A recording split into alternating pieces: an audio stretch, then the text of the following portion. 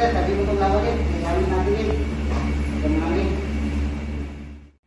Dili pa dugay gipaygayon ang parapin test sa usa ka biktima nga giposil patay dito sa may sitio Agnawe, Barangay Guba, Lingato Dagpay Sugbo, Bukirang Barangay sa syudad.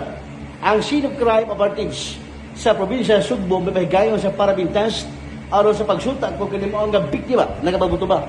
Ang biktima giposil patay so wala mahiling suspect nga kinsa gingong paingon kini magtanom og saging dito sa Bukirang Barangay sa Barangay Guba ning siyudad Sugbo. Sa ato mga YouTube subscribers, paki-subscribe lang sa Kasyet Loy. Kini yung kauban, Badge Dalisik, may hapon.